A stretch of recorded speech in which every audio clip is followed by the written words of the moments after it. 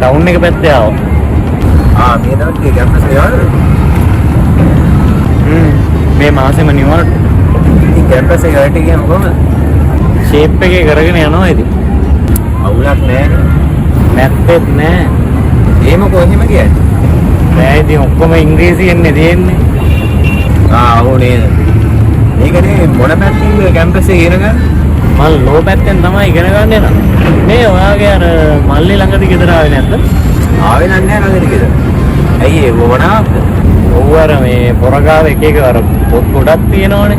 අර මං කරන සබ්ජෙක්ට් එකට ගැලවෙන මොනවා හරි මේ සිංහලෙන් තියෙන පොතක් තියෙනවා නම් ඉල්ල ගන්න කියලා තමයි බැලුවේ ඇවිල්ලාද කියලා. බලමුකෝ. හරි මං පොත් බලලා ගෙනලා දෙන්න. එහෙම අවුලක් නැද්ද ඉතින්? පොර නැති වෙලාවේ පොත් අදින එක.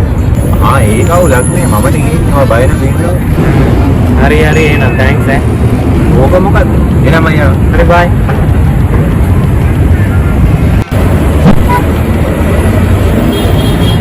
හලෝ ටවුන් එක පැත්තේ එන ගමන් ඉන්නේ. අර පොතක් අරන් එනවා ටවුන් එක පැත්තේ. හරි. අර තැනට මෙන්න.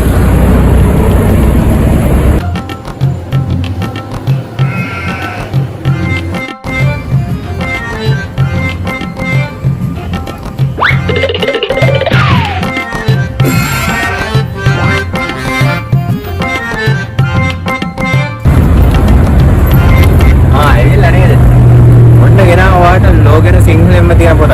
මේක වඩා ගොඩක් පුදා වෙයි. ගෙනාවද? කොයි බලමු. මෙන්න. ඈ? අයියෝ.